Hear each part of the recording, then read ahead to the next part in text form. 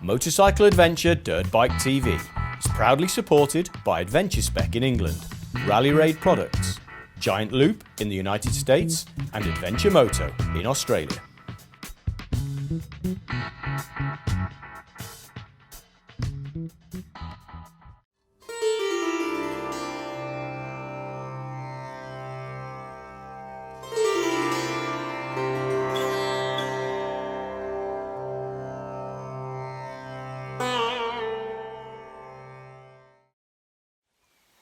All right, ready?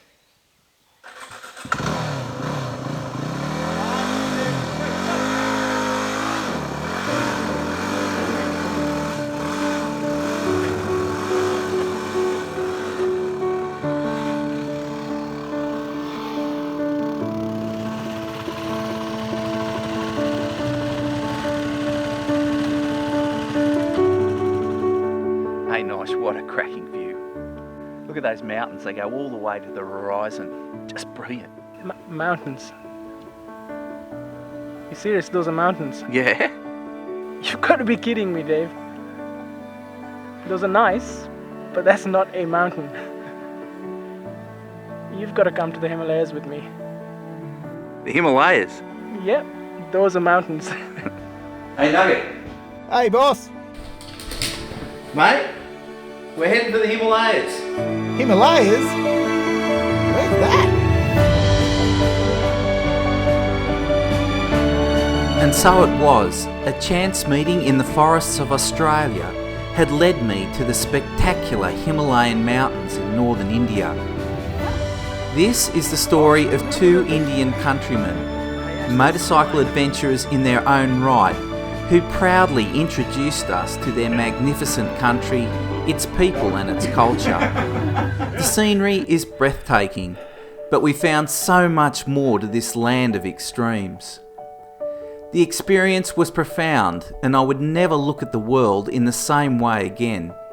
And this is the power and privilege of motorcycle adventure, discovering things about the world that you never knew, and gaining insight into the world that others will never have. Our journey starts in Delhi, a city crammed with 20 million people, where pollution makes it a struggle to breathe. Our senses are smashed with a cacophony of sights, sounds, smells and crazy traffic. For Nosh, our visit to Delhi is compulsory. As he says, you can't begin to understand India without experiencing this crazy place.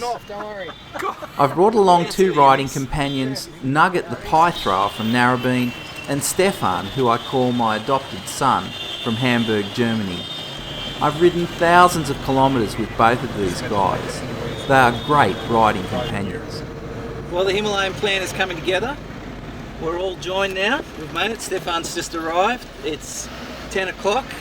Hope to pick up the bikes around 12ish and then start heading north. That's the plan. Let's see how we go. I'm doing alright, I've only known Stefan 10 minutes, I got my arm around him already. So, yeah. This is not Brokeback Himalayas. No Brokeback Himalayas in this trip, please. There you go. High five! Oh, she's gone!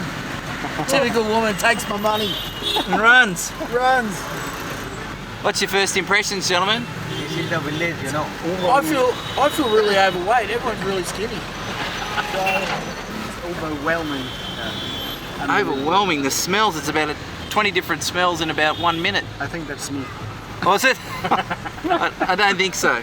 Our next job was to pick up our bike rentals. It's a modest selection to say the least, and there's no flash adventure mounts on this trip. Whatever you pull out, that's what you got. KDM, come on, Steph, what do you got? No, that's all right. No, I seriously swap you. No, I'm happy. I'll seriously swap you. Pulsar, and that means We would quickly find the luck of the draw would become pretty important, and one poor bastard would select an absolute lemon. Bikes have been chosen. So we got here the Öhlins suspension. No, Yeah. Just joking. like all the time when you think you need a lot of stuff because you need to be prepared, it's too much. Too much stuff you got on there, you reckon? Waterproof bag. Yep. and just enough space for me to sit. Yes. So I've got the Giant Loop Fandango tank bag, and that's got all the cameras in it. And then we come back, and all I've gone for is a double-ended dry bag for the back, and I think that's enough. And I've just tied it crisscross. I think it's going to hold all right, but that's waterproof. The bike itself, I think it's a 180cc, and we've just gone for a little test drive on it. It goes really well, so I'm happy, but I don't think Nugget's too happy, so we'll better go and find out what's going on with him. Nugget, what's going on? Well, they give me this. You got a KTM. You should be laughing. 8 litre tank. I should get about 150 k's the way I ride. Yeah. And the seat is like a brute, and I'm 99 kilos, and yeah. So if I'm going to drive. Oh, look at this! He's going for my favourite, the sheepskin. Yeah. Look at that. This is what I took through Russia. Took a bit of persuading, but I've got it on. No, mate, it's bloody worth its weight in gold. Trust me. No monkey butt for you. Fandango tank bag, I noticed it. So it's a 390 Duke. 390 Duke. You're going in style. Let me know if I don't want to Hey, Nosh, they're okay. You've got the Impulse. Yes, 150cc of raw power. What are ours? 180 or something? 220. 220, yeah. Oh, God. KTM's 390. This is That GL tank bag's bigger than the bike. yeah.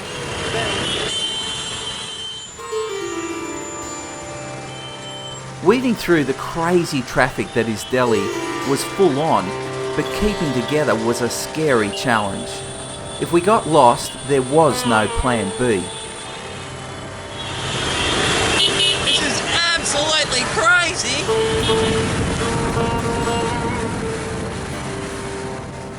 Our plan? To head to Chandigarh, at the base of the Himalayas, and meet up with Ashish, our 5th rider. So what's happened? You had a... Early in the night, Nosh gets stung with a flat tyre, and 20 minutes after this repair, we find ourselves on the side of the road again. This time, Nosh's bike has more serious problems. Been a big day for Nugget. Looks like he's standing up having sex with his Great Basin. It's like he's got a drunken lover, isn't it? Like they're holding. Fortunately, Ashish comes to the rescue, and we make Chandigarh in the late evening. We have our friend Ashish here. Hey. Welcome. The rescuer last night. He's got his ute and helped get the bike in the back of it and ship it here. And The adventure began right away. right away. Well, but now we've got to pray to this friend here. Ah, He Ganesh. removes all obstacles. Ganesh, I've touched him on the trunk today. That's good. Nugget, we're slumming it in India. Yeah, top shelf. We're here at a Airbnb place. It's pretty good. I'm pretty impressed actually. It's in a good estate here. It's one of the first getting built. You can see the progress of India. It's really going ahead in leaps and bounds. But it was an eventful night. Good Delhi times. traffic, what do you think of that? Absolute chaos, man. Every man for himself. Delhi by far is just the worst driving conditions I've ever seen. Not very often you see tractors towing trailers with no lights on. No. And there was one there, we had some logs being towed. They're about 40-foot logs. On the national highway. On the national highway in the dark with no warning on them. So you're coming and you come out in a lane and there's these logs and you just about could get impaled. But yeah, Nosh has done really well with the first bit of accommodation. It's bloody 5-star. But what he said to me is as the view gets better, the accommodation gets poorer. Nosh picks his friends very wisely. Ashish is an engineer, and that's just fine by Nugget and I. Decent set of tools. I'm already into his tools. These little Bajaj Pulsars that Stefan and I are riding are fantastic. But here's an interesting thing. This is a compulsory bit of equipment. This is a sari protector to stop women's saris getting caught in the spokes and sprocket. What are you up to, Nugget? I'm actually taking off this. I've got my sheepskin on, but it's absolutely rock hard, the old KTM race seat. So I don't know if I should say this on the film, but yeah, I'm going to take it in and get a cushion sewed on top. So. You are losing your credibility, mate. Quick smart. Big time. 99 kilos on this little seat. It's like sitting on a fence paneling. Okay. कितना time लगेगा भाई? कितना है? 15 minutes लगेंगे. Here you go, judgment time. Ah, Sensational. he's got a soft bum. Beautiful. Million dollar smile. Nosh, what's going on? The impulse is dead again. It's dead again. Yep. That's like a rise, like Dracula, is it? It can rise and die. It's dead again. It's impulse. Yeah, so we're just putting it on Ashish's truck. And He's very kindly loaned me his wife's bike, so I've got his wife to thank as well. Yeah, actually, I didn't run that past her. oh, Maybe we should ask her before I loan it back to you. Got a little bit of a secret here. Dave's been quick to give it to everyone all day. So we spent all day fixing bikes. It's going to be very difficult getting up the Himalayas. Look at it. This is supposed to be petrol in the bike. the boys kept saying to me, drain the water out and drain the fuel out. And what we're doing is draining the water out. There's a bucket load of water in this. So you guess we had yesterday already the problem when we picked up the bikes. Yeah, same deal. I mean, they're just not being well cared for. But anyway, this is what makes adventure. You can't just go on your bike and fill it up with petrol. You've got to have some shit before you have watermelon.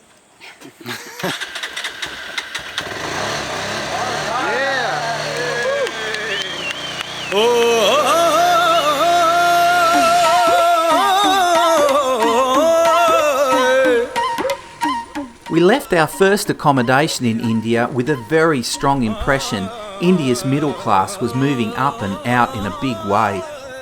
India is a country undergoing huge social change.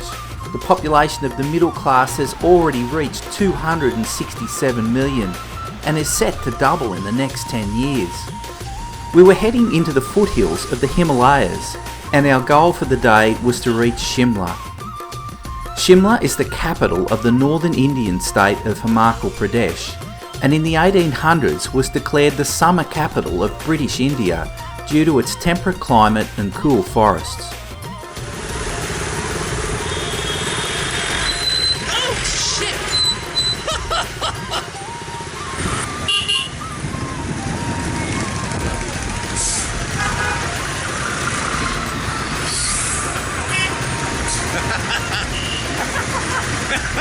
I wasn't doing that one. No way in the world. पूरा भरा हुआ. Thank you so much.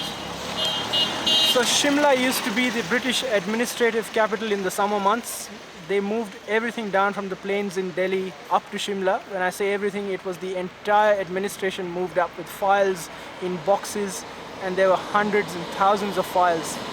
Everything moves up to Shimla for 6 months and then back down to Delhi in the winter months when Shimla was snowed in. Excess, absolute excess, the British Raj. I'm pussy.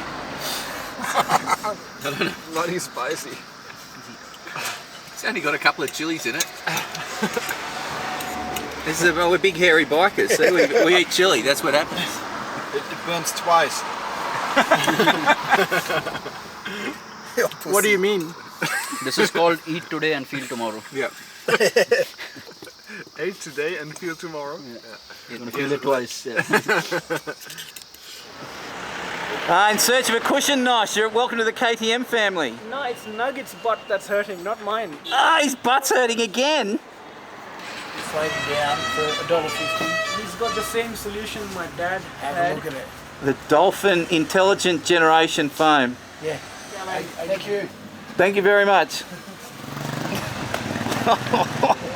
Oh, is that it, is it? Pimp your ride. Ashish, what's going on? Well, this is a Baba from India, Yeah. and he's reading this guy's hand and telling him his future. What's he saying? Well, let me try to translate because he's not speaking the language I completely understand. Right. He's saying he's got a very sharp mind.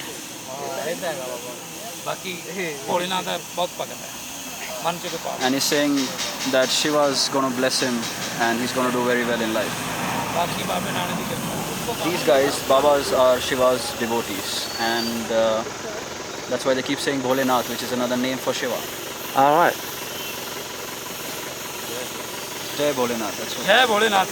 Ah, that's what it means. Bholenath's another name for Shiva. all right. And he's telling you that you shall be happy for the rest of your life. Ah, thank you. He's blessed you with happiness for the rest of your life. Jai.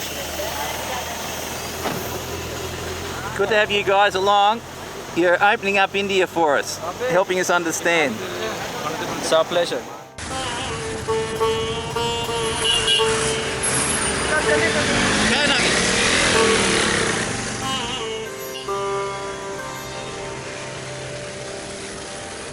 Following an overnight stay in Shimla, we set out early in the morning for Manali. Ashish and Nosh promised us that we would hit the dirt after lunch on a stunning trail they had ridden in a motorcycle rally the previous year. Thank you. That'll be 100 rupees. 100 rupees. Fantastic riding, Nosh. Just absolutely beautiful country. Altitude already, we went over a pass at 4,200, that's right. Which is 16,000 feet-ish, isn't it? Yeah. That's right. Felt a little bit breathless, but you're just coming up and then down, so it's fine. Yeah. It's going well. Nosh, what are you feeding us? What are we going to have? Having dal, sabji and chapati. Uh-huh. And that's the tandoor. That's like a barbecue. Tender. Oh, like an oven. Yeah, it is an oven. Pizza oven, yeah. Pizza oven.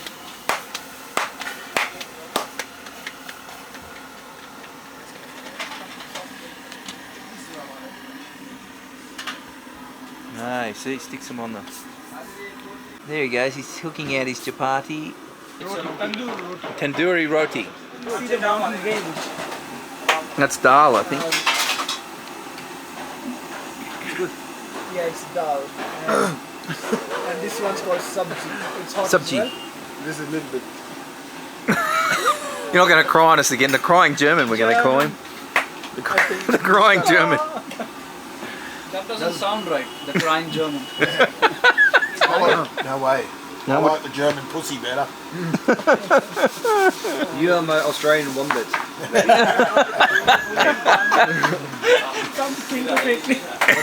He kind of looks like a wombat. I agree with you there. He is stocky. You're the wombat. It's like my uncle explained to me what a wombat is. Yeah. Like small legs and the rest of the body is muscle. You're the banker, so you've had to feed 5 starving men. How'd you go? And some tea. And some tea. Everyone's had their fair share of food.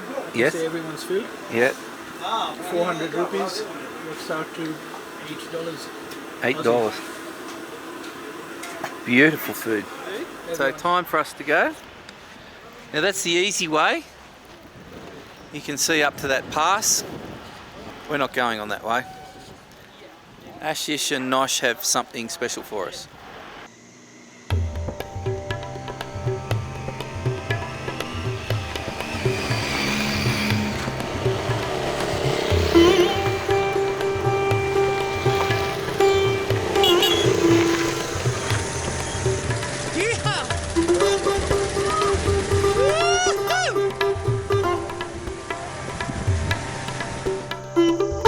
Dizzying heights.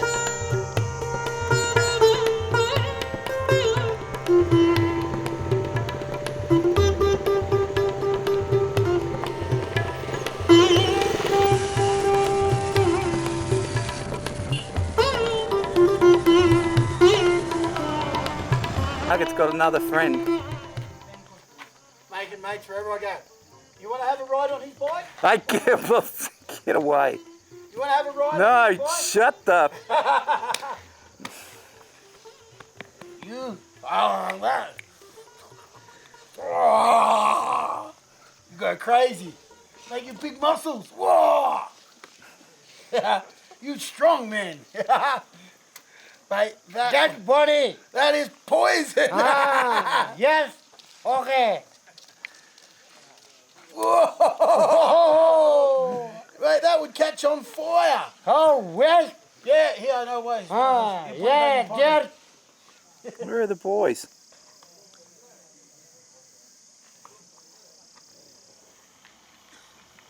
Hang on.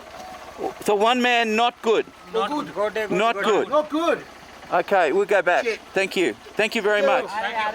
Come here. Yeah, what Oh, do we do, eh? Let's go. We'll have We to got go one back. down. All right, let's Should go. we take the medicine man with us? I don't think so. All right, boss, we've got to go back. Ah, Stefan. What's happened? Ice life. Oh no. So you look very pale. Have you done any injury to your chest? No. Yeah, Stefan's gone down onto his shoulder and broken his collarbone. We saw it protruding up. It's not sticking out, but it's protruding through the right to the skin and making a big indent. This stuff here is very unforgiving, this cobblestone, and very slippery. Dave and Nosh have fixed him up. As you can see, it's caused a bit of commotion here with the accidents, but locals are really happy to help out and been really obliging, which is really good. You alright, mate? It's a bit sad. I've only known you for 2 days and we're going to split already. Well, we're taking Stefan out of the Himalayas with his broken collarbone. This road is very interesting at night. I'm looking down into the valley. It's like we're in an aeroplane. Must be, I don't know, at least a couple of 1,000 feet below. I can see lights. I'm pretty upset that this has happened to Stefan, but I suppose it could have been a lot worse.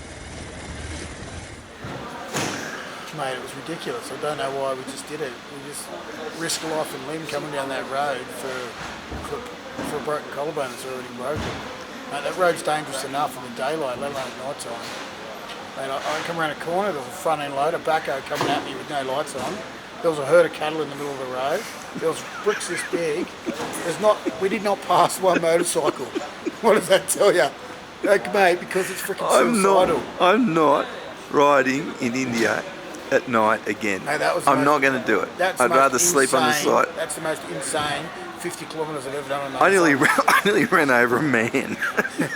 That is 4 times dangerouser than racing things, I can tell you that, mate. 4 times dangerous. Little German pussy. Sorry. He's drinking milk. Coming down that hill, I thought, my kid... Coming down that hill, I thought, my kids are going to be orphans and this bloke's just going to live a long life with a busted collarbone. Mate, that was the most dangerous thing I've ever done. What have you seen? A small break, but something a lot... The break here. Yeah. There's the brake, another brake, but brake up here. So Hang on, there's 1, 2, 3, 4 brakes. But I've seen something a bit more serious. What? There's no heart. It's not hard. When Dave said, "You got no idea, Nugget, he's like a son to me." So I thought, oh, well, that's fair enough. Leave now because it's a 12-hour drive and my plane is leaving in 12 hours. So Yeah, you got to get going. yeah. Another hero. See you, mate. Take care. Thanks. See you in Australia in January. We have some safe party. Just shit happens sometimes. Shit happens. That's adventure riding.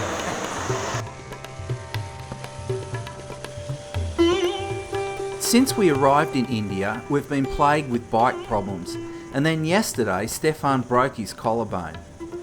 The Indian boys feel that if we want to put our bad luck behind us, we will need to pay homage to the mountain goddess Kali Mata. Our challenge now is to find her temple. Imagine them slipping down the mountainside. Oh, Nugget! Oh, he hit her. He hit the...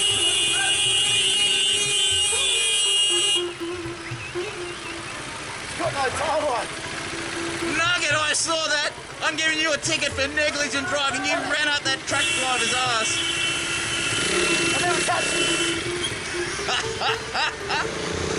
I think there's a lesson in that for all of us. You know, normally we're in really dense traffic and you know, you just got to have 120% concentration and you know, there's no traffic at the moment. Nugget was just relaxing, I think, and Not a problem, I never touched him. you did! I never touched him. Mate, I saw the stopping. Stop bullshit. It's on tape. Nugget's denying that he ran into the back of the truck. Honestly. We'll have to go to the video ref for that one. Holy cow. Indian boys are trying to find this temple. It's a female temple.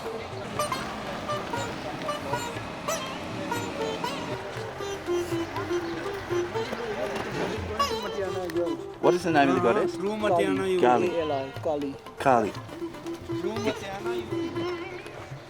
Goddess is called Kali. Kali. Kali. Kali. That Kali Mata. Kali Mata. Kali Mata's temple. Yes, yes, yes, yes. Kali Mata. Here somewhere? One temple goes in this road also. This road takes you to Kali Mata. Yes.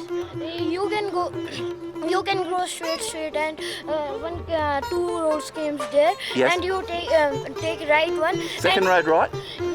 Yes, and then go downwards and go straight only. You will find that temple. Thank you very much. We go and tell the Indian boys. We've already got this. Thank you very much. You want to get a double? You want to come with us? Boys. Hey, you Indian boys. We've worked it out. We know where it is. Where? We're not going to tell you. We're going to take you there. Sure. We are so confident. Come on. Okay, Nugget, so we're going to lay all our bets on the table. The Indian guys couldn't find this. The Aussies have got this. So we're going to go down here. Second on the right. Oh, hang on. Aussie intuition. Second on the right, straight through. Straight through, and we'll find the goddess. All right. All right? Let's see how we go. And if we're stuffed up, we won't put this on video. Did he say drop down? Oh God, I hope we're right on this. Oh, here it is. Here's the temple. Here's the temple. ये जो मंदिर है, हाँ जी, ये कौन? ज्वाला माता का। ज्वाला माता का मंदिर हाँ है। और भीमा माता का भीमा काली इससे जाएंगे फिर नीचे को। नीचे। हाँ, अच्छा। काफी देर नीचे जाके पूछ लो नीचे है ना। अच्छा। हाँ, यही जाएगा। काली माता। ये ज्वाला माता का। Thank you. ये मैं पूना से आया हूँ। अच्छा जी। और ये ऑस्ट्रेलिया से आया। अच्छा। Hello, how are you? From Australia. Thank you. धन्यवाद। We had the wrong god. Yeah, there's like a million gods in India. Right. So this is of a goddess called Jwala Mata. Jwala means fire. The lady just told us to go further down because we want to get to Bhima Kali Mandir. It's mountain of the gods. And since we're heading into the mountains, that's where we want to go. So, I guess Nugget was lucky that if he would have run in the back of that truck, he may have needed the god of fire to put his bike out. I didn't touch the truck, and I was in India, and I was just compressing the traffic. There's no need to stay back a metre. I just thought I'd stay an inch. The video ref will indicate that you did a stoppie. You did a stoppie, Nosh. Doesn't matter how you stop as long as you stop. Yeah, I'll agree with Nugget on that. And he pulled the stoppie, And then the guy kept backing up into him. I thought you were going to get a squash front wheel then. And I must thank the goddess of Kali because I've never been much good with women, but obviously she knows I'm coming. She just saved me. Mate, if you see what she's got under her, she wears a necklace of skulls, male skulls, and she's got a guy underneath with a tongue out. So you don't want to mess with her. Seriously. Sounds like my relationships. Nugget, respect, mate, respect with this one. She must have known I was coming because she just saved me then. Bye. Alright, well. Well, you know, Kali is also a demanding goddess. She demands sacrifices. And So this is reckon it? that Stefan could have been the sacrifice? Yes, well, I hope so. That's a safe sacrifice. I was just thinking back there, yeah, she's a demanding goddess. So yeah, maybe she's at the bottom of the hill. This is a demanding road on a road bike. want to stuff up on these hills.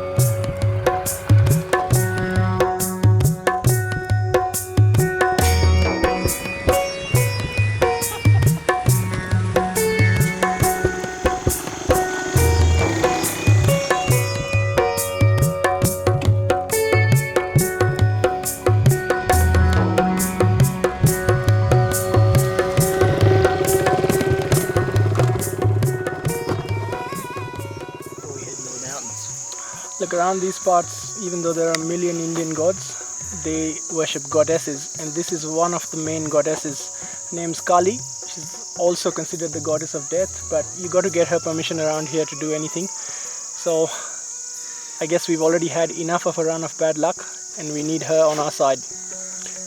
Yep, I think that's good enough reason to wake up early and come here. So when you enter the Kali temple, she's a black goddess. Kali means black, and people call her Kali Mata.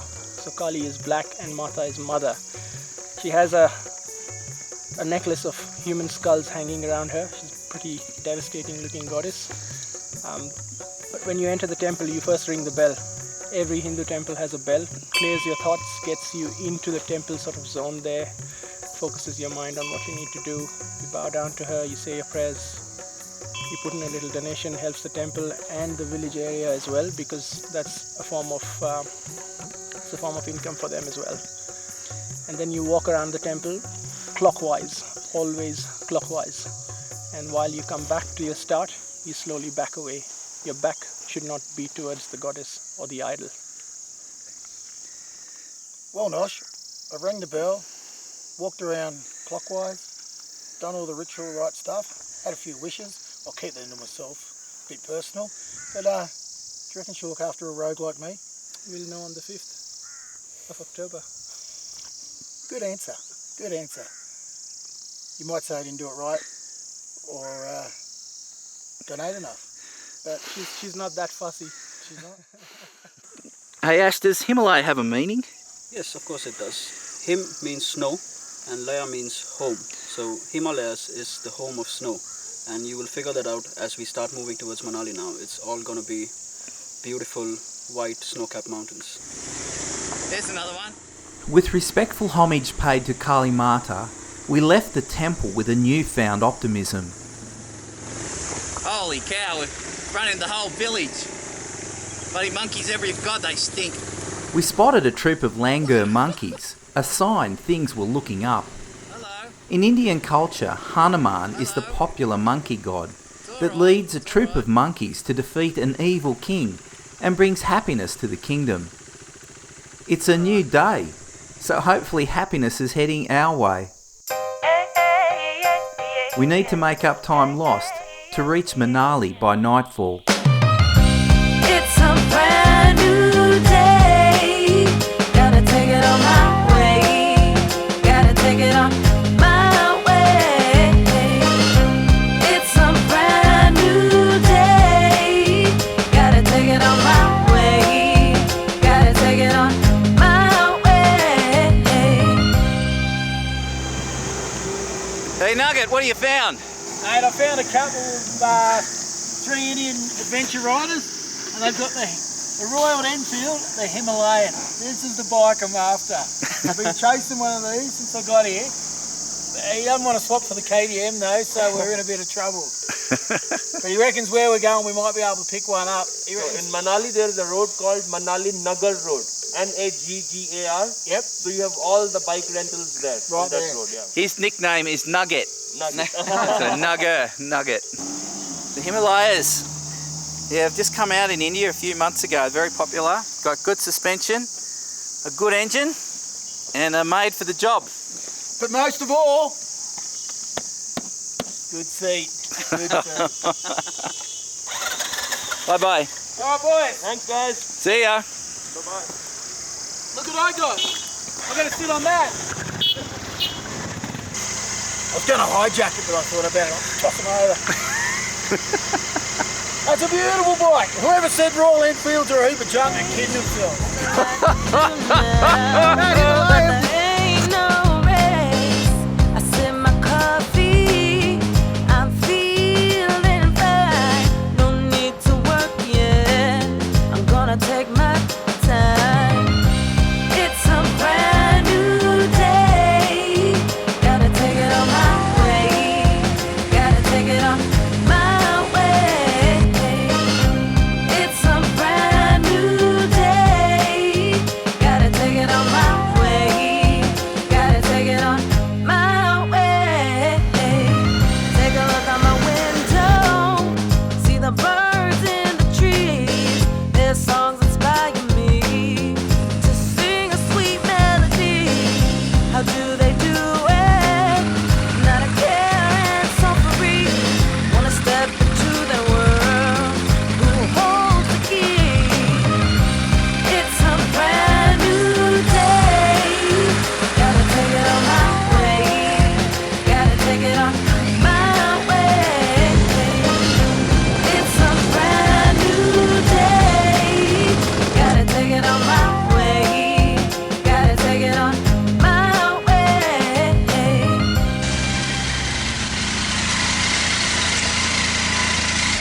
Think we're going to get wet, my friend? Yeah, looks like something's coming down. Yeah, Nugget, I reckon put your raincoat on. I think it's got about 3 minutes before it hits us. Starting to rain.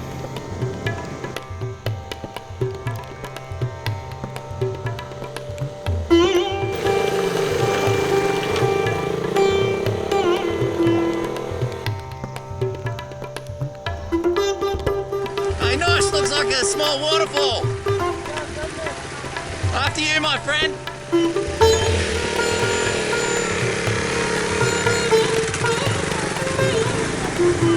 Up we go.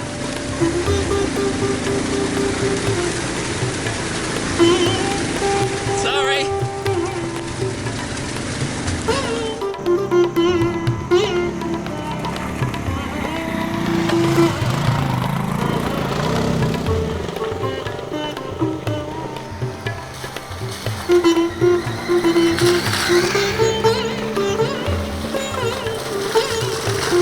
So how are you going with the road tyres, Nosh? This part's interesting. I've got road slicks on. Rear is almost worn out. I'll have a look at the front as well. Yeah, I know. Not particularly mud-friendly. It's not conducive to what we're doing at the moment. No, not at all. But hey, you're getting there, you're looking good.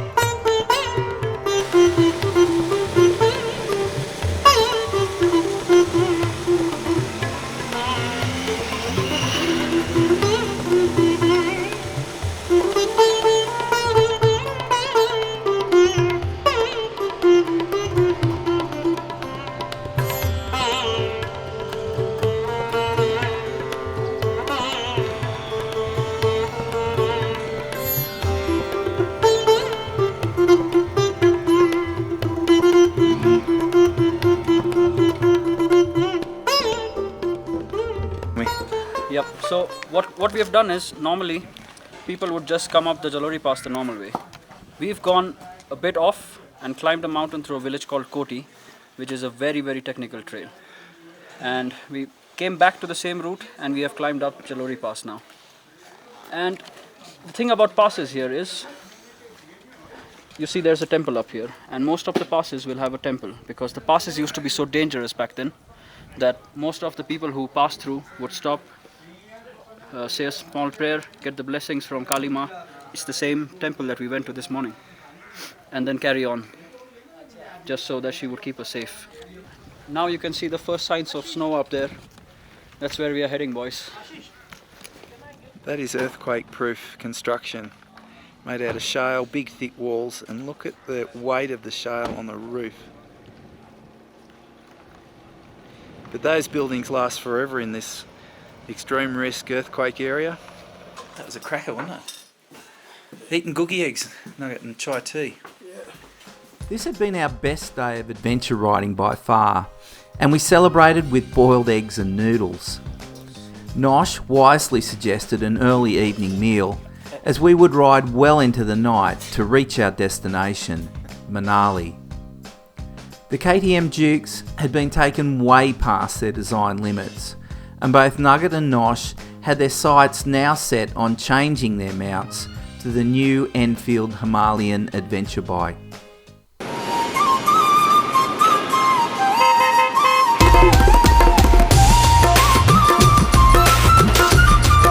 It's our accommodation, Nosh. Brilliant.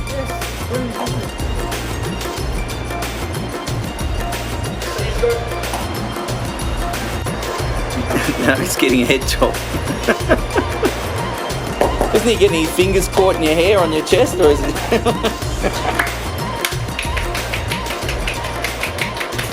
We're in Manali at the moment. Yeah, long day on the bike, it's about 16 hours I think last night we went. So it was, it was an eventful day. I'm very short of breath up here though. It's I think we're about 2.6 or Yeah, I reckon something like that. But close to 3, but yeah, walking upstairs and that's taken it out of me. I'm starting to notice. So I'm going to have a fight when we get up higher. yeah. Up there. Yeah, look at that. Ashish gave Nugget some advice on the subtleties of Indian bargaining before we headed into town in search of a pair of Enfield Himalayan adventure bikes for him and Nosh. The thing you need to understand about the art of bargaining in India, okay? Yeah. Indians love bargaining. So these guys, when they see an Indian, the prices are already jacked up. When they see a tourist like you, they're going to hike it up even further. So the thing you got to do is, whatever price is being offered to you, you offer them 50% of the price. Right? And you settle for something around 60%. Yep. That's and the if fair they don't price. agree, just start walking away and then they'll call you. Stop. Then you come back and pay buy it at 60. 60% is generally, whatever price we offer to you. I'm after a Royal Enfield Himalayan, new model out. I reckon it can climb a gum tree. So that's what I'm after, and it's got a cosy seat, big cushy one. A lot of ground clearance for 99 kg. So the KTM's broken you? That KTM, it's for teenagers on the highways with P plates. It's definitely not an off-road bike. Yeah, I think everyone would agree with you. Yeah. You've done well where you've taken them, actually. I Nugget's ass has finally given way and he's getting on an Enfield Himalaya. What do you reckon, mate? Nugget drove a hard bargain, and now he and Nosh would be riding Enfield Himalayans. Tomorrow we would set out into some serious altitude, to the town of Sarchu at 4,200 metres, close to 14,000 feet. Succumbing to the potentially deadly altitude sickness was now in the back of our minds. We are heading out of Manali towards Leh, heading up Rotang Pass, that's at 3,800 meters, and we stop for the night at Sarchu, which is at 4,200 meters, halfway to Leh. So yeah, it's about 14,000-ish feet. So we'll feel the altitude tonight, and there might be some anxiety, there might be some headaches, there might be some nausea, and yeah, that's altitude for you. Yeah, so just, so how are we going to know whether we've got low on oxygen or not, Nosh? So we've got this pulse oximeter. Yeah. Basically put that on, that way, open it up, stick your finger in there, and it starts getting a reading there. Yeah. In a bit, there we go. So that's the amount of oxygen in the blood. Yeah. And that's the heart rate over there.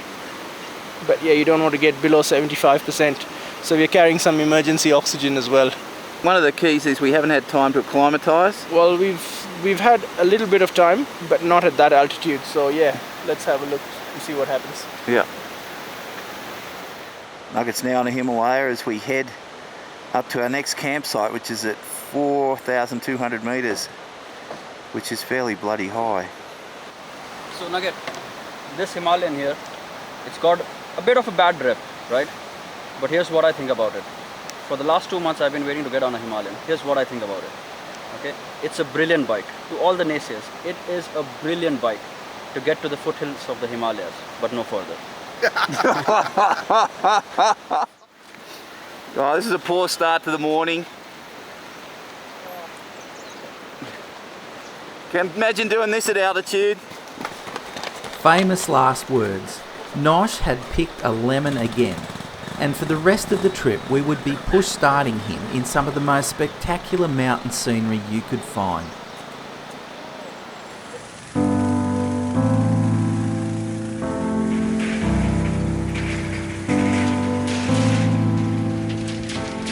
Finally, we were on our way to some serious altitude and adventure. Rotang Pass loomed live in the distance, and the ant trails of cars led the way. The first overtaking manoeuvres on these roads kept your heart in your mouth, but the drivers are far more careful than in Delhi, as they know that one stuff up here will surely mean death.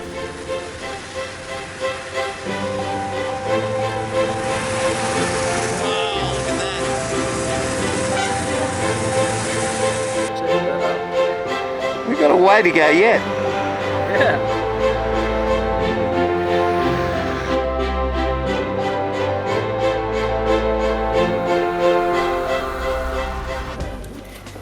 What do you call that, Ash?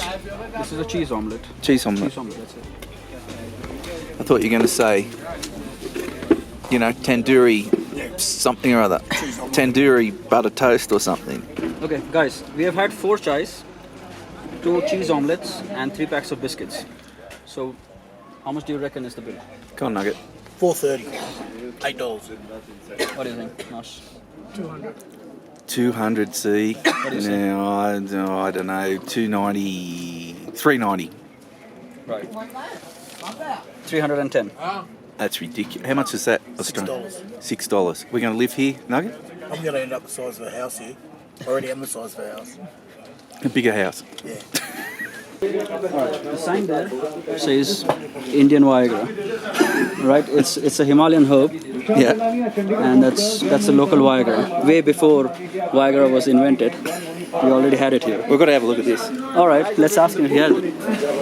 All right, Dave. So this is what it looks like. This is Indian Viagra. Looks like hash oil. Yep. Do you want to take some home? No. Sure. Yes. It's potent. Last thing we need on a motorbike at the moment. Is a bonus. The road of bonus. We know the name of the movie now, Nugget. The road of bonus. The road of bonus. You just showed me the Indian Viagra. That's it. The Enfields are starting to notice the altitude. They're getting pretty fluffy.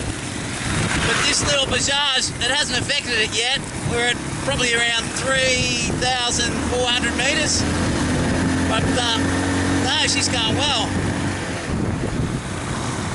I really love this little bike. I'm getting very attached to it. I think I might take it home with me. Rotang Pass was a milestone. Due to its altitude, it prevented rain-producing weather systems heading further north. The lush green of our journey so far would be replaced with a barren desert beauty.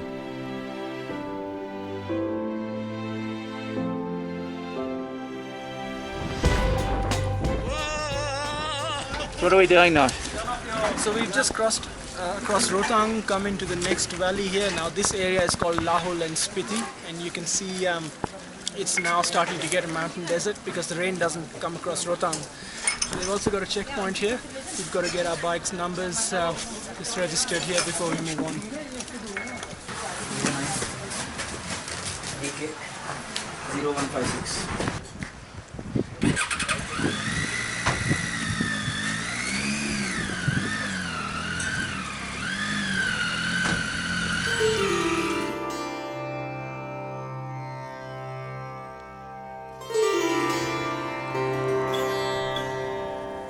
Within a matter of kilometres, the landscape took on a completely different appearance, and its enormity was initially hard to comprehend. Rotang Pass was also the dividing line between dominant cultures and beliefs.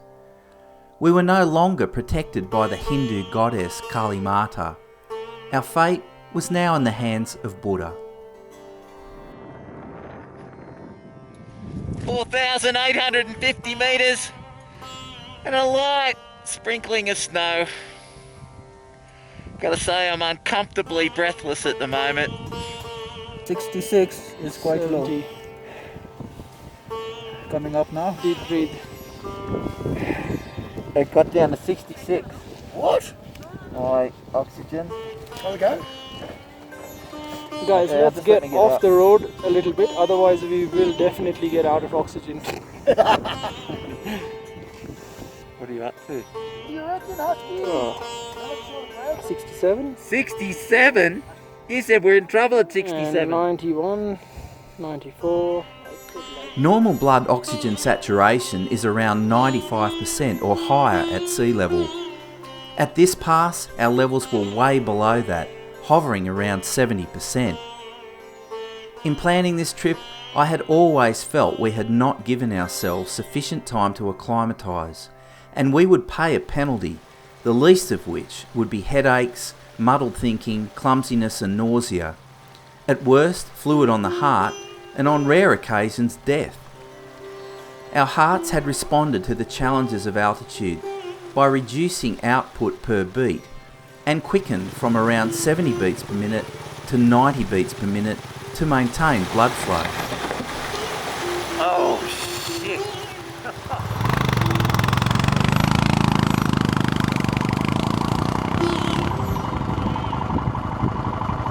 And we stopped tonight in this beautiful Tibetan lady's guest house.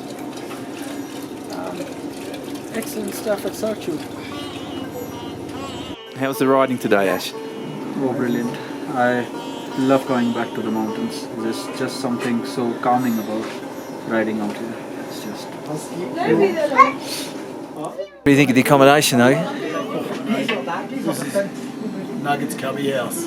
I love it. It's a cracker, isn't it? Oh, mate, it's so cosy and humble. I just want to live here. It's great to be back up in this sort of territory. It's so similar to the Chinese side of the Himalayas. It's just the same. It's brilliant. You eating that nugget? Dal and rice? We've got a bit of dal with some rice, a good Indian dish, and we've got some gulay here. It's called sabji. Sabji. Gulay, I call it. And it's a cross between cauliflower, potato, and a few veggies mixed in. Absolutely beautiful. So, Nugget, how'd you go? First night in your cubby house? At 4,000 something metres. I took my first altitude tablet last night and it turned my bladder into a 75-year-old man's. I've been peeing every 45 minutes, I reckon. Yeah. In and out, in and out, in and out. Terrible night, so. Alright. Julie. Thank you. It was very good. Loved it. Fantastic. Ginny. Hey, Nosh, how's the Himalayan going? The Himalayan, it's comfy. It's my third bike in a week. I seem to be going through them. Look at this. Ash just carries around with him a multimeter. And it's a huge one. Could you get a bigger one than that, Ash? You can, actually. And they're bloody expensive, these. Would have to be. It's so big. I got a $2 eBay one. So let me get this straight. Are you giving me a hard time about using this big multimeter? I think I'll just put it back. Yeah, if you want to. Or impulses. Okay, that's low. That's not going to start. Yeah, it's 11 volts. What do you need? 10 volts. You need 12.5 and above to start a bike. Well, let's start the bike. Yeah, let's start and check. And see whether it is charging and it's just not holding anything. Because it should, if it's holding it, it should go up to 12 point.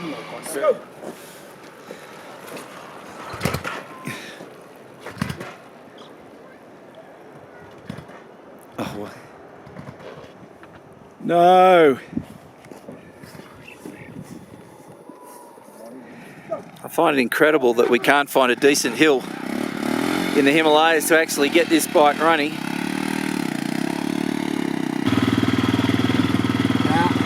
No, it's not charging. Where are we? Where we're heading? Right, so we crossed over the Baralachala yesterday. Yes. And we came into the valley here, Sarchu. We eventually want to head to Leh, but we'll see how the day pans out.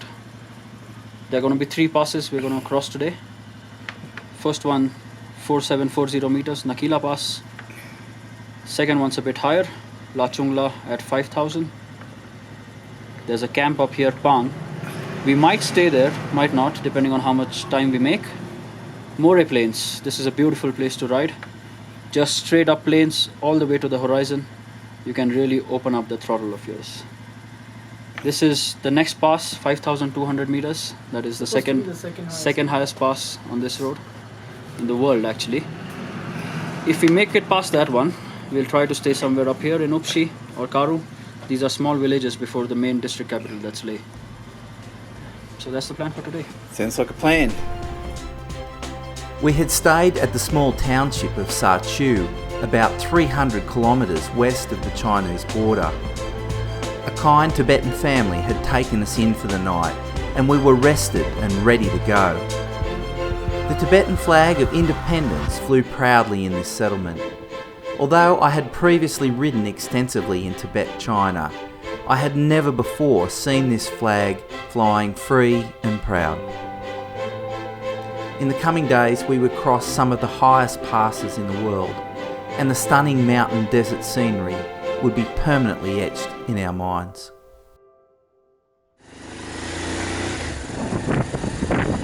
So we leave our wonderful accommodation at Sa Chu. I've got to tell you, it was a little bit uncomfortable sleeping at that altitude.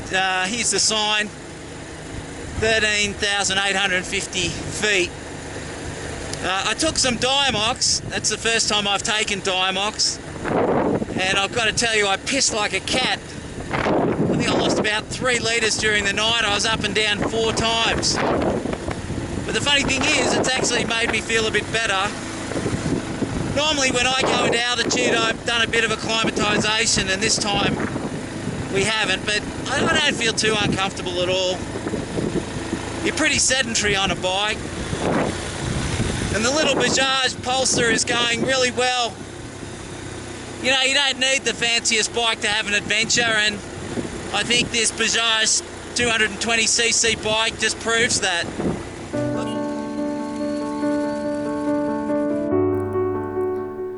Over the years, motorcycle adventure had done so much to enrich our lives. I was right here, right now, in some of the most spectacular mountain desert scenery I had seen in my life, because of a chance meeting with Nosh in the forests of Australia.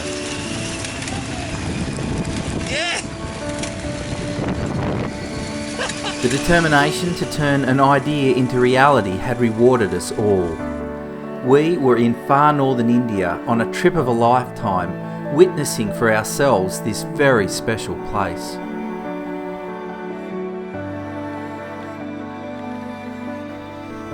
The grandeur of this giant landscape had lifted our spirits, and this day would be forever remembered as one of the most exhilarating rides on a motorcycle I had experienced in my life.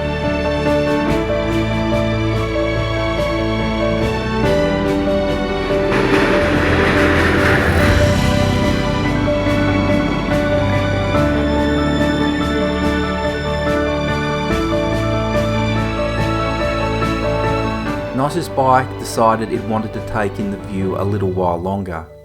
The bike is cut off completely. Thought it was the fuel, refueled from the tanks that we had, but it's not the fuel. Let's see what it is.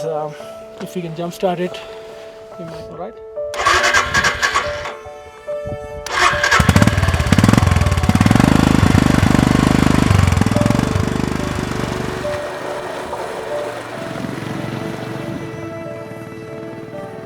We would stay overnight in the village of Pang, located in a valley floor at an altitude of close to 15,000 feet. Oh, you got some ice on your seat, mate. Yeah, it's pretty chilly last night here, that's for sure.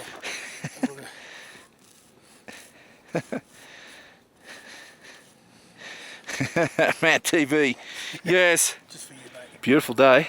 Beautiful day, cold day. Yeah. Long night at this altitude. Yes. Sleeping was a bit difficult. Yes. I think I woke up about 10 times in the last 10 hours. Yeah. But yeah, we survived. Bit uncomfortable sleeping last night, Nugget. Yeah, well, we're at 4,500 metres and it's about 16,000 feet. So we're pretty high up. It's not recommended to sleep at this height, but we really had no option. But yeah, I had an uncomfortable night. Apart from midnight of the Bombay Belly, I started getting a bit nauseated in the head about 1 o'clock in the morning. Yeah, short of breath, and yeah, I was breathing heavy, bit of anxiety. So yeah, it can affect you. Come on, little Enfield. You're made for the Himalayas.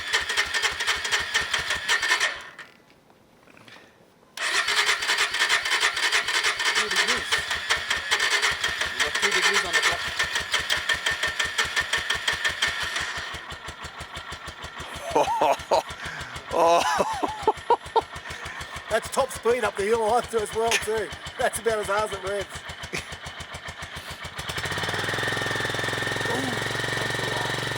So Nugget, the bloody Enfield didn't want to start, so here we go. We're going to see if the old Baja is going to start. If it knows what's good for it, I wouldn't. You've given it 7 days of hell so far. I haven't done it that. Here we go. Have you got the... Oh, burns like a kitten. This goes in the Himalayas. The carby on Nugget's bike was not liking the altitude, but it didn't matter. This was a special place.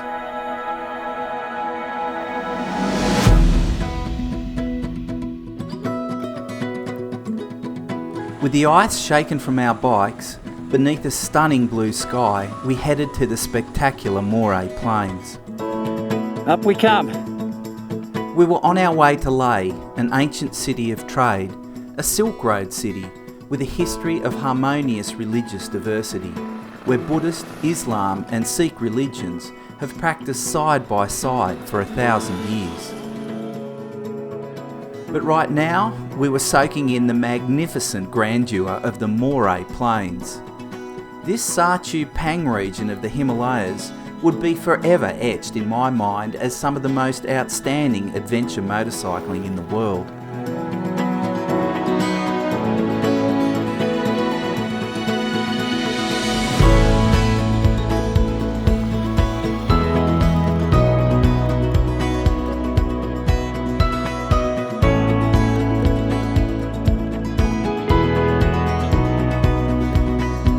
There is no better feeling than riding across the Moray Plains with your mates on motorcycles. Life simply can't get any better than this.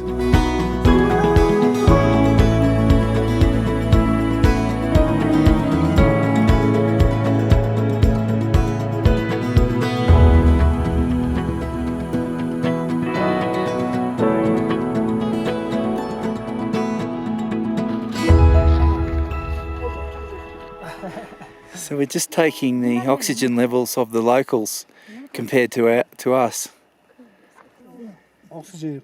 Just Look normal. at that, at heart rate 73. Just normal. She's got the same oxygen levels as us. And but climbing. 71, 70.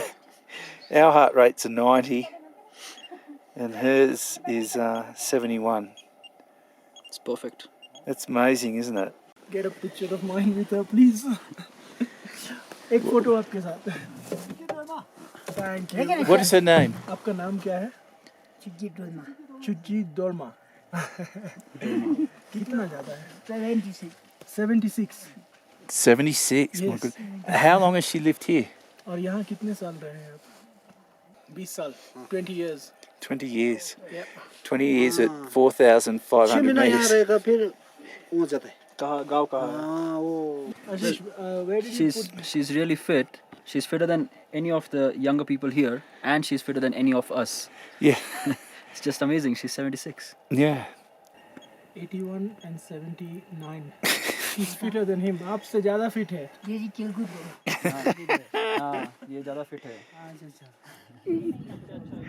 This lady has been living in this environment for over 20 years. And she's fitter than all of us.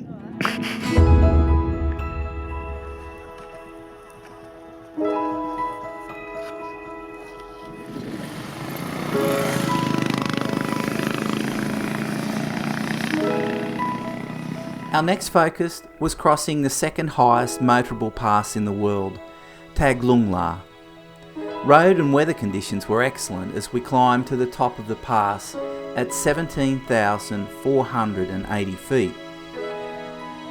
Tibetan prayer flags or lungta bless this stunning landscape. The flags are used to promote peace, compassion, strength and wisdom. The colours represent the 5 pure lights: sky and space, air, fire, water and earth. The air is purified by the movement of the flags. Exposed to the elements, the flags fade and are replaced by new flags, representing new life. The valley below would surprise us with a feast of stunning geological formations.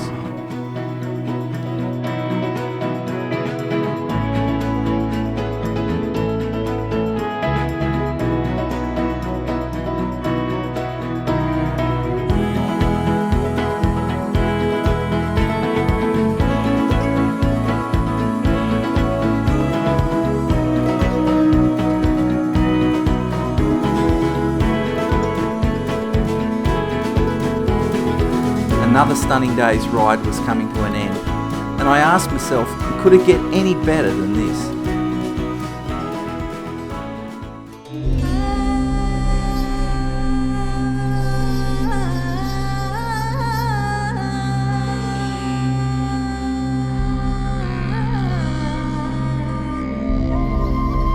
We descend off the Moray Plains into the ancient Silk Road city of Leh. It was a relief to be at lower altitudes, and we slept like babies.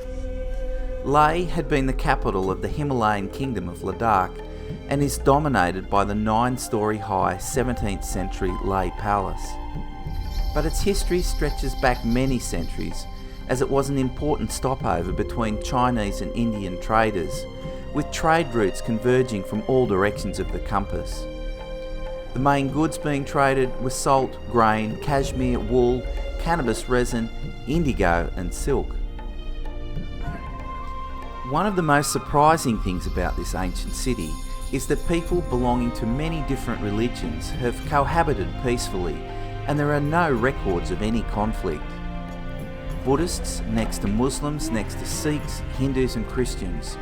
They have all lived side by side peacefully for close to 1,000 years.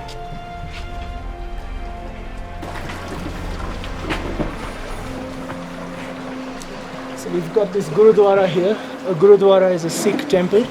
This particular Gurudwara is called Gurudwara Datan Sahib, and the Sikh consider this tree as a manifestation of one of their great gurus, Guru Nanak Singh Ji.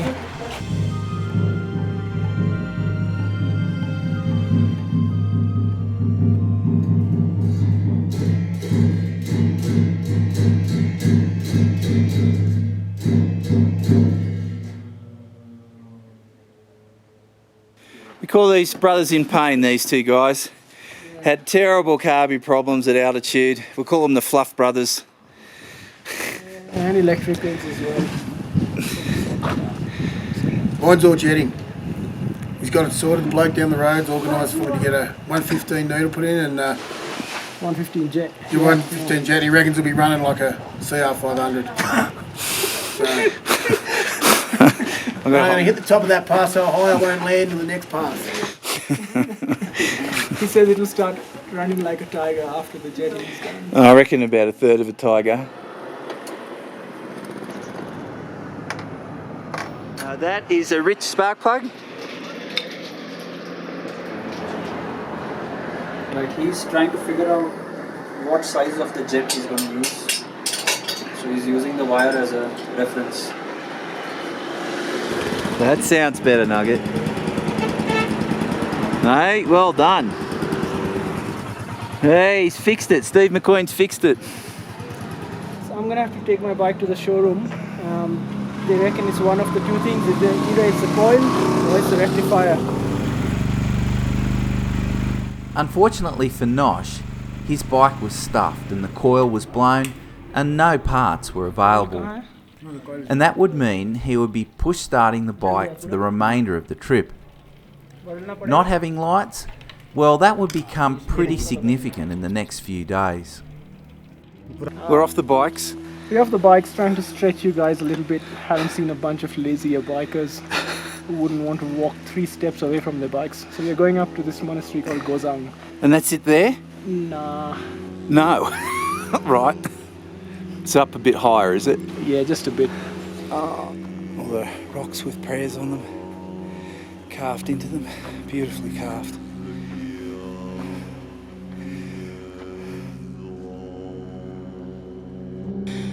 Nosh has set us this task to get to this monastery. It's very significant. I'd want to be right around 4,000 metres, and taking every step is quite breathtaking, to say the least. This better be worth it, Nosh. But interestingly, here is where the lamas come for their 3 months, 4 months, 6 months solitary retreats, and they meditate here for however long they've been instructed for by the head lamas. It's a pretty significant spiritual place in the Buddhist religion and for the lamas as well. We were very fortunate to meet a friendly junior lama who loved motorbikes and was keen to show us around the monastery and have a cup of tea with us and a chat. This is very high, very high. Thank you. Thank you. Thank you. No problem. No headache. No, good. Good, yes. Yeah. We've been at altitude for some time, so no. It's a handmade lock and handmade key.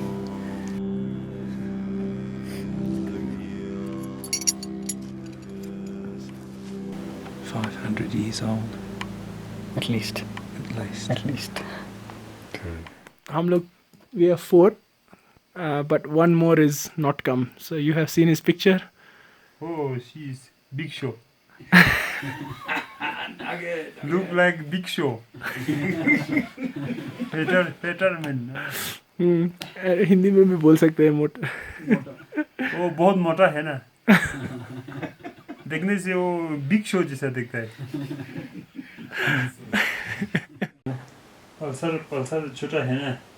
Pulsar is small. Yes. Small bike. You big. No problem. No problem. She's good. You are looking like infield.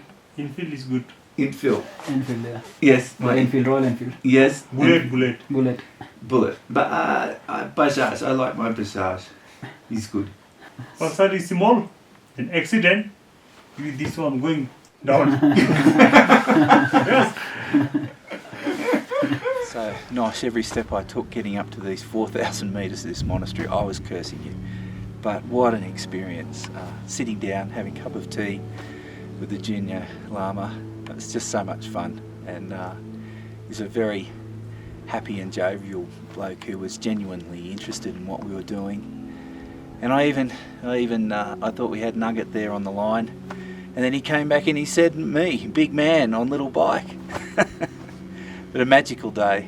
I'm so pleased we came up here. And it's you can just feel the spirituality. It's just fantastic.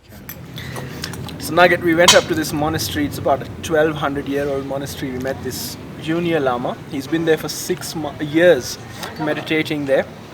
And very keen to know where we were from. So I showed him a couple of pictures. And guess whom he zoomed in on? Me. Yep, that's right. So he's got a message for you. Have a look at it. Okay. We are 4, but one more is not coming. So you have seen his picture? Oh, she's big show. Look like big show. Big show. Better man. Hindi में भी बोल सकते हैं मोटा. वो बहुत मोटा है ना. वो big show जैसा दिखता है. He's calling me fat. He is. Yeah, this junior lama in a 1,200-year-old monastery is calling him a fatty. He just called me a fatty. Buddha. That's one word I picked up here. I've heard it a bit. We later discovered the junior lama was in fact being complimentary. Big Show was an American professional wrestler and 7-time world champion. He is also an actor who had roles in Star Trek Enterprise and The Waterboy. Our junior llama had a knowledge of the world that surprised us. So after a couple of days of rest here in Leh, we're going to head up the highest motorable road in the world. That's up here, Khardungla at 5,600 meters. We come down that pass, and on the other side we turn right along the Shire River, and we'll just keep going around the river. The road here turns into a trail, and the trail will lead us all the way and drop us onto the main road here at Dirtbike. And from here, from Dirtbike, we head the normal way down to Pangong. That's the biggest lake we have here in Asia. And there's a very famous Ladakhi saying that our lands are so barren and our passes so high that only the best of friends and the fiercest of enemies come to visit us. There's extremes in India of poverty and wealth. It's just this amazing country of extremes that really tests your idea of humanity. We're heading to the highest pass in the world, Khardungla. 5,600 metres, around 18,000 plus feet in the old money. And I wonder if my little Bajaj 220 is going to get me there. And I'm pretty confident she will. My little donkey.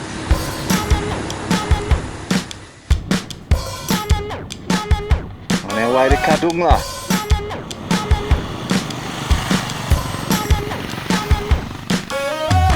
At 18,400 feet, Khardungla may be the highest motorable pass in the world, but it's not that hard to get to, unless of course you take a shortcut on a 200cc road bike. The sun, casting all the shadows down, makes it so our little town don't feel so small. We come together, a stampede, stomping our feet. Cracking weather, spectacular views, there was excitement in the air. We were heading to the border frontiers between the two most populated countries in the world.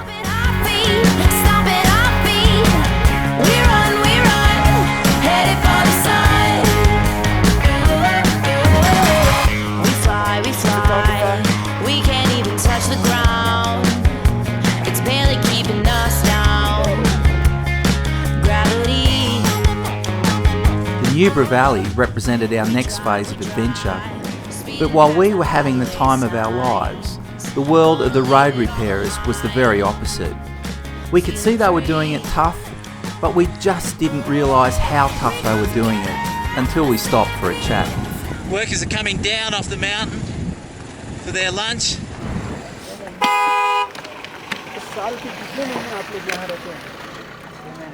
छः महीने 6 months of the year they are here, basically making this road stone by stone. You can see him there laying this road stone by stone. So where are they from, Nosh? These guys are from a state called Jharkhand. I was born in a town in the same state. So they're probably about 150 kilometers away from where I was born and lived most of my childhood in. They paid 20,000 rupees for 6 months. Which is $500. Ridiculous, isn't it? $500 for 6 months, basically hard labour at altitude. That's amazing, isn't it? Absolutely ridiculous. So the way this thing works is there's a middleman who makes way more money than these guys do, and it's pretty much mafia controlled. So all of these guys will be from this same state. The supplier for the labor makes most money, and these guys here basically fodder for the supplier. And we just whisk off on our bikes. His bike is, and I told him 1,20,000. All right. Like 4 years labor, 6 years labor for him. 6 years labour for a little bike. Thank you यार, आप लोगों की वजह से ही चलता है ये सब, नहीं तो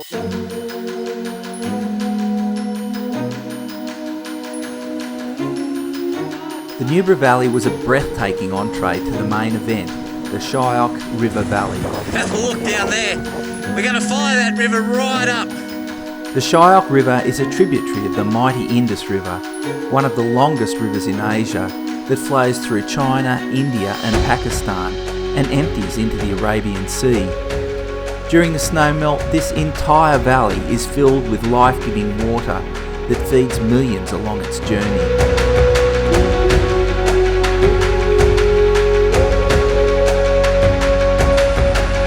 Any paved road on the valley floor is at the mercy of the spring snow melt, and track conditions varied significantly.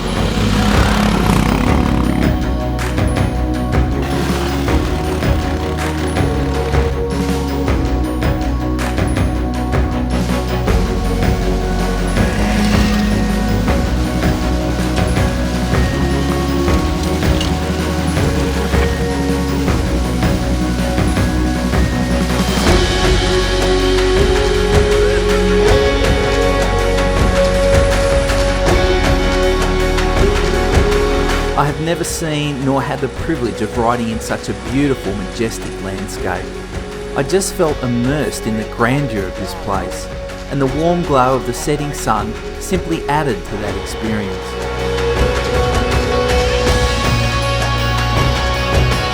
Today, look at this country.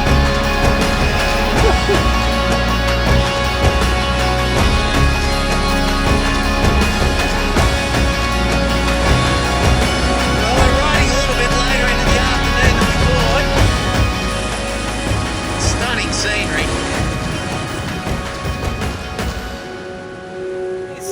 Nosh getting clutch started again. He picks the most beautiful places to get clutch started. Which is not much fun without lights this time in the evening. Isn't it?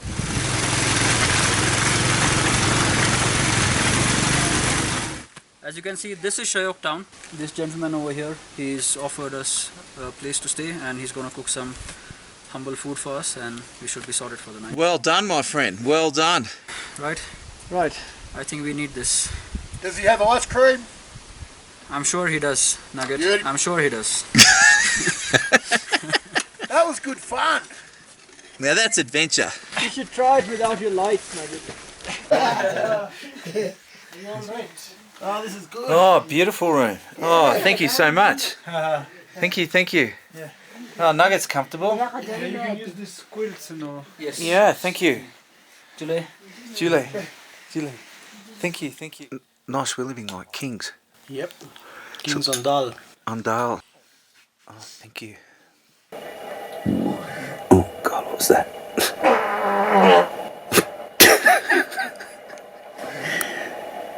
You can't have a bike movie without a fart in it.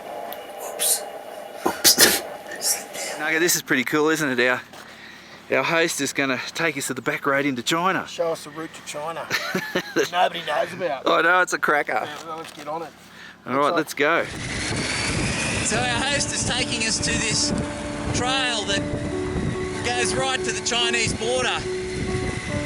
The only people you'll find up there are Indian military and Chinese military on the other side. But you know, these are the sorts of things you discover when you stay in those out of the way places and meet the villages and listen to the people and listen to their stories.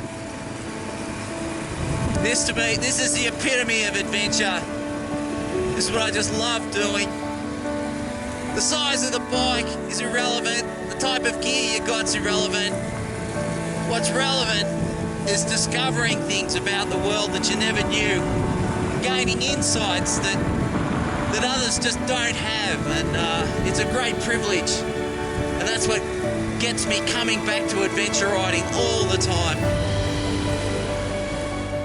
Now, there's one little problem our host forgot to tell us about to get to this secret track, and that is there's a checkpoint down there where only Indian nationals are allowed through.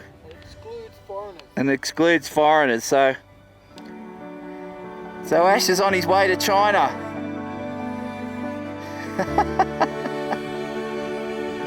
And before him is the world's highest suspension bridge. May not look much, Nugget, but hey, it's a first. Is that him going across now? Oh yeah, I can see him.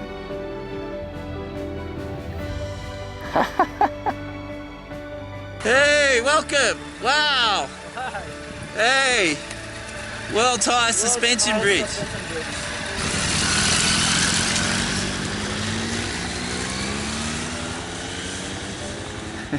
So when I was speaking with the guy down there, The border police, yeah? the border, yeah, the army guy, he said there's quite a few troops up at the border there, and I asked him sort of, is there any problems there? He said, no, there's no problems, but in Hindi he said, thappad thuppad mukka mukki chalte rehti hai, which means there's minor exchange of fire going on every day. Oh, that's So, amazing. That's his way of casually putting it. I'm kind of glad we didn't get up that road, Nosh. No, I think so as well. I don't think we'd be allowed any further than what we were anyways. Our first interaction with Border Patrol had gone well, and we had been rewarded with Ash getting very temporary access to the highest suspension bridge in the world. For the remainder of the day, we would be close to the border frontier, where tensions between China and India result in the occasional push and shove. Our goal for the day was reaching the stunning Lake Pangong that extends from India into China. Pangong is a skinny lake, 134 kilometres long, and at its widest, just 5 kilometres. On the right hand side of that river, on the opposite side of the road, Yeah. there's like a walking track. It's about 2 foot wide, and it's all been rocked up. It looks like the old Silk Road. We go and have a look at it? Yeah, let's go back, man. It's amazing.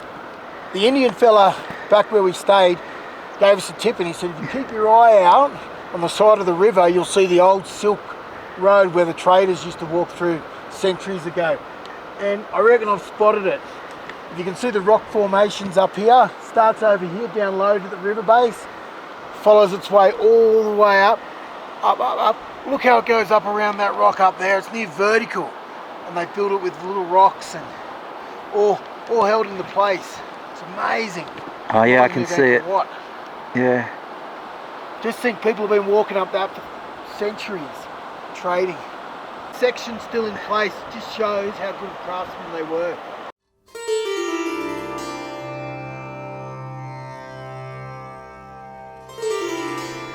Lake Pangong is a sensitive border frontier, and as late as August 2017, there had been some push and shove between Indian and Chinese soldiers. A huge, beautiful silk flag flies proudly on the shores of the lake, reassurance that we were in India, and a powerful statement to their neighbours across the lake that they weren't going anywhere. The crystal clear blue water of the lake starkly contrasts with the barren and rugged mountains that surround it. It is a special place that attracts Indian couples to announce their love and commitment for one another. The pebbles on the edge of the lake are flat and round and make for an excellent location for the world's rock skipping championships. 1, 2, 3, 4, 5. 5. The world's skimming rock record, you reckon? I reckon I'd whop your ass. Look around. You're just a pussy. Go on, show me. Skimming rocks everywhere. Just- If I can't get Come on, you got to get 24. 24. I couldn't even do that when I was 12. Here, nice, just grab this camera. Just grab this camera, you bunch of useless pussies. I'm worried about you throwing your shoulder out. You've been complaining about your back now for a few days. I'm going to skip this for you. All right, don't throw your back out. And if I don't get 5 skips out of this, You'll swim in it. I will jump in there in my underpants. Okay. Okay, 5.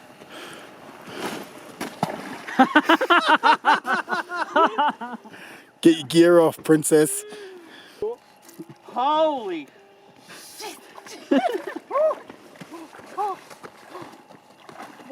Can I get the name of this lake right? Lake. Oh, get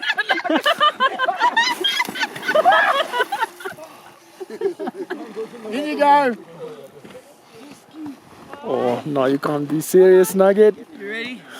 Hey, come back with my clothes! Lake Pangong is very important to me. 4 years ago, on the other side, on the China side, I crossed when I was going from London to Sydney. We went round the outskirts of the lake on road G219. And now I'm on the India side.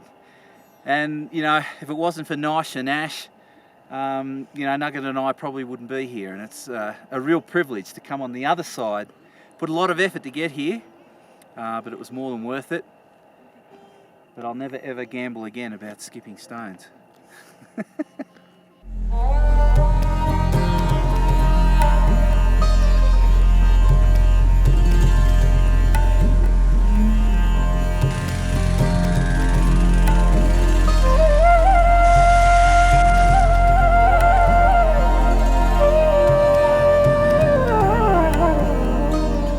It was now time to head for home.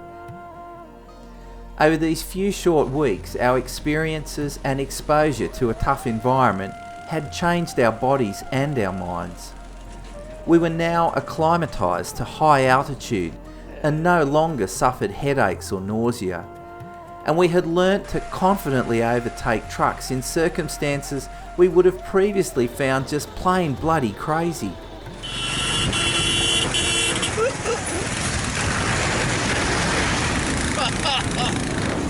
We had traversed the highest and third highest motorable passes in the world, and by the end of this day, we would have completed the top 3.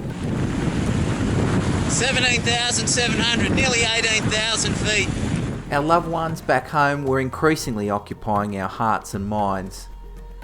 But this was not a time to relax and drop our guard. Oh! Despite the fatigue and the odd mistake, we had a couple of days where we rode big miles and kept going into the evening. Our return to the village of Sachu and a chance meeting with some Indian bikers made me realise the cultural significance of our adventure.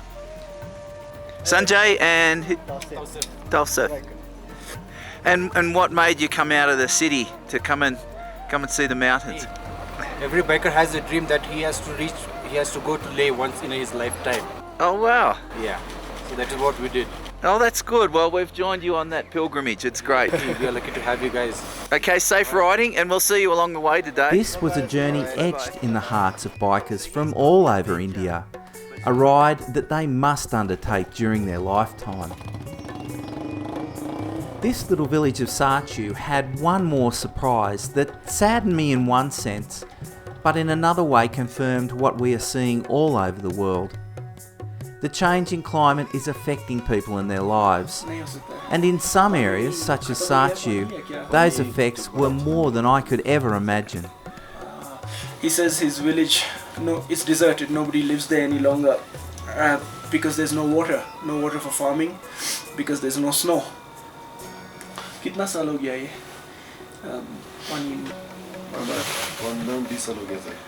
says it's about 15 to 20 years now that the entire village has had to move because there's no water, because there's no snow. So there's proof of global warming. अभी गांव कहाँ shift हो गया? गांव यहीं पर sir. Chimikil sir. So this has moved up 6 kilometers here now. So the entire village has had to move. To survive. To survive, yeah. Yep, there's no farming, there's no nothing in the old village, so it's deserted, they've just left. They've come up here. 15-20 साल और हर साल यहाँ बर्फ कम होते गया है या ज़्यादा हुआ है? बर्फ तो कम होती जा रही है सर. हर साल? हर साल. It says every year the snow here is getting lesser and lesser as well. It's fair to say that Nugget and I were starting to get homesick. We were hanging out for a big, thick, juicy T-bone steak and some Aussie culture. When we arrived back in Manali, I was poking through Ash's iTunes when I found just what we needed.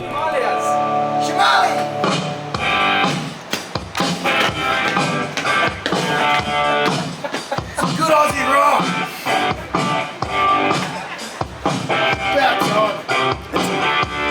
Ash has lifted in my books and he's got this song in there. The head nodding of our Indian friends made it clear that cultural boundaries could be smashed with a bit of akadaka.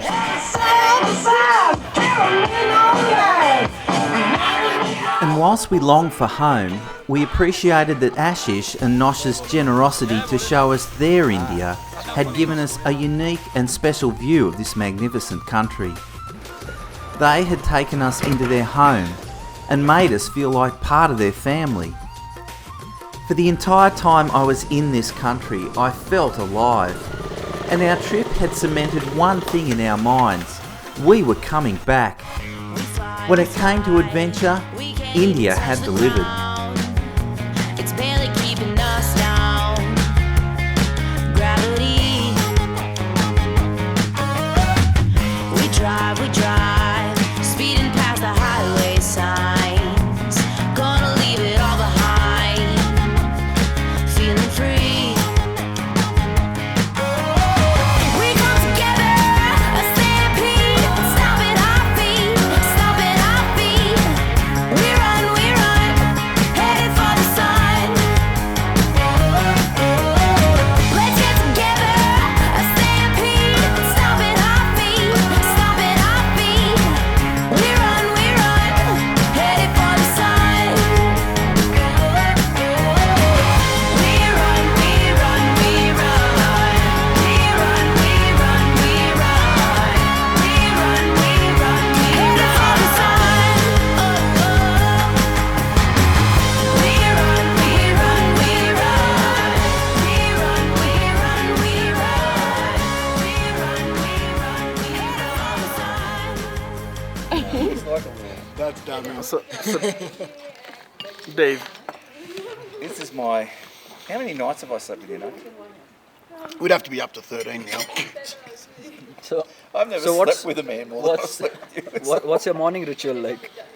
In the morning, we wake up and we have a little talk, pillow talk, Pillow talk. and we put on our face cream. Do our lips.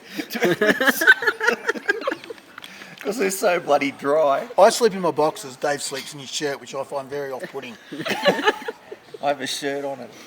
Yeah. And he got up me last. He was going to get up me. I used his toilet, right?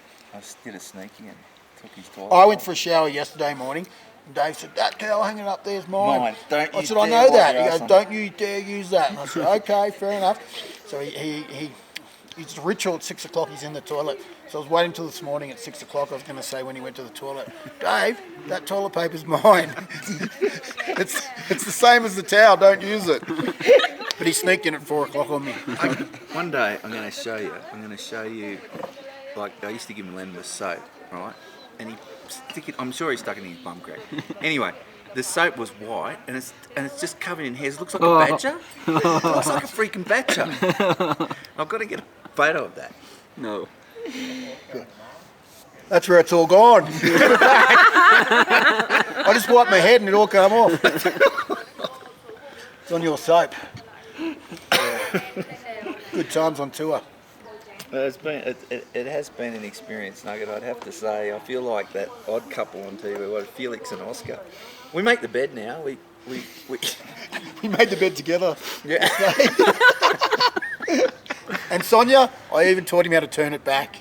Yeah, we were going to take a picture for Sonia to say, "Here, look, we've turned the the bed back and we've got the pillows fluffed and we're getting right into it." Oh God, I didn't. That's one thing, of adventure riding. I didn't expect. I really that wasn't. Going to the Himalayas. Like I didn't have sleeping with Nugget every night. It wasn't kind of in there. I did. I was hoping to get a head-to-toe sleeping bag. But... Oh! No.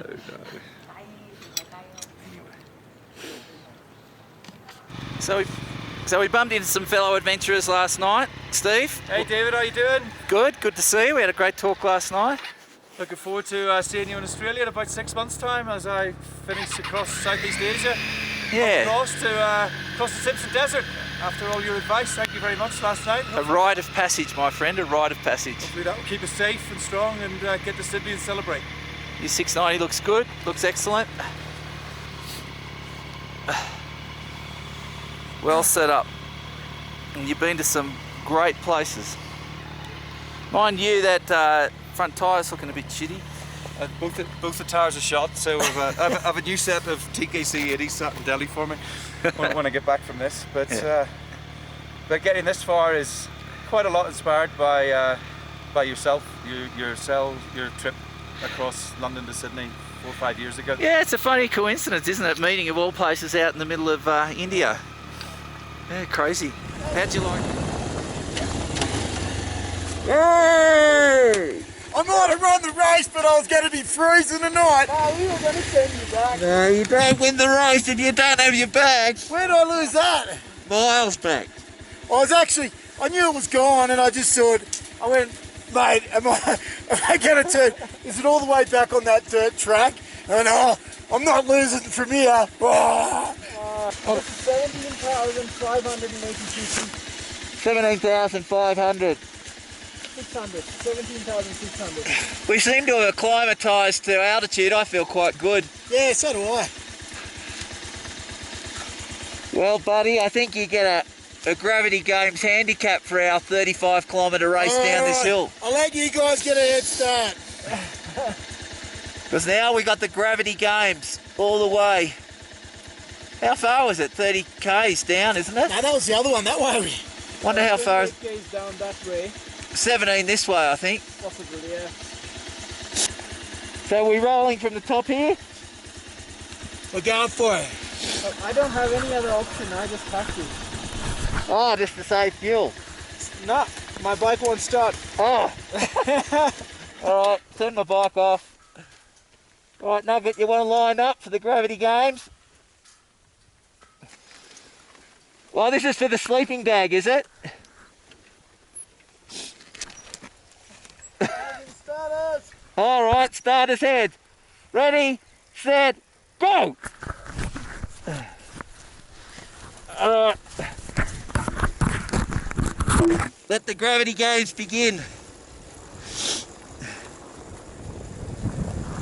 Gotta get down low. The rolling speed is intense. We're nearly up to 60 up. 68 k's. Damn it, these trucks in the road.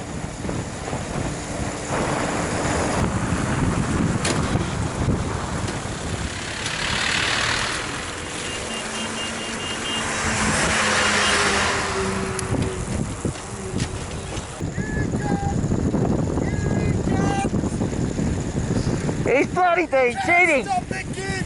Look at it go! You bloody cheat! I saw you!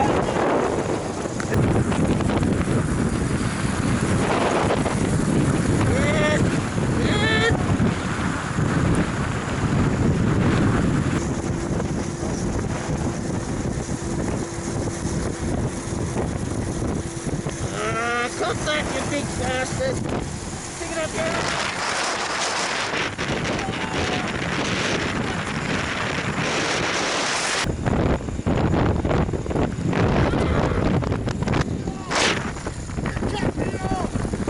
Get him! Behind me, look at this!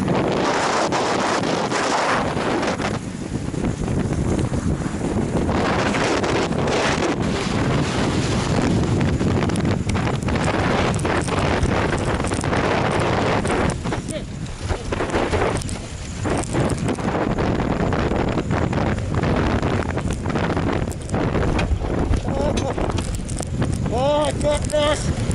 Oh, yes!